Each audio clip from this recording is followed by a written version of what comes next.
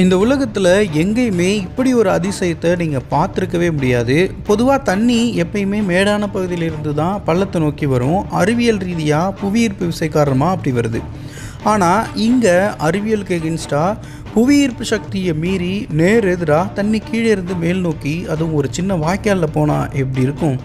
இதெல்லாம் நம்புகிற மாதிரியா இருக்குன்னு தோணுதில்ல.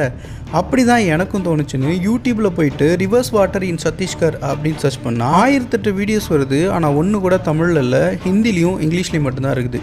அதுக்கப்புறம் எனக்கு தெரிஞ்ச ஹிந்தி இங்கிலீஷ் எல்லாம் வச்சு என்னால் முடிஞ்ச ஒரு சில விஷயங்களை நான் கலெக்ட் பண்ணி எடுத்துன்னு வந்திருக்கேன். முதல் முறையாக தமிழில் உங்ககிட்ட சொல்ல போகிறேன்.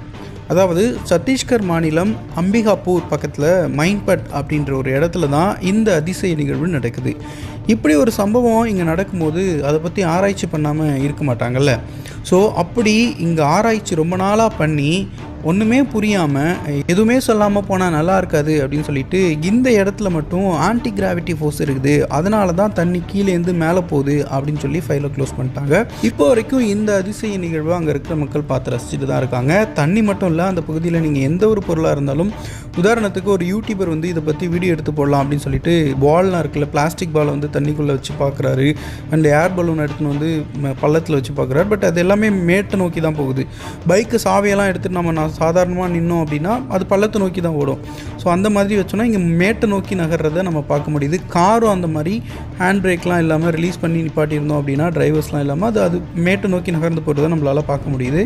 ஸோ டோட்டலாகவே இங்கே எல்லாமே ஒரு குழப்பமாக, ஒரு தலைக்கீழாக நடக்கிற மாதிரி இந்த இடம் இருக்குது. இது ஒரு குட்டி காஷ்மீர் அப்படின்னு கூட சொன்னாங்க. ஆனால் இதுக்கும் அதுக்கும் என்ன சம்மந்தம் அப்படின்னு தெரியல, ஏன் காஷ்மீர்னு சொல்கிறாங்க அப்படின்னு சொல்லிட்டு. ஃபைனலாக தண்ணி கீழே இருந்து மேலே வர அந்த தண்ணி கிட்டத்தட்ட 185 மீட்டர் கடந்து திரும்பவும் அந்த தண்ணி கீழே போயிடுது.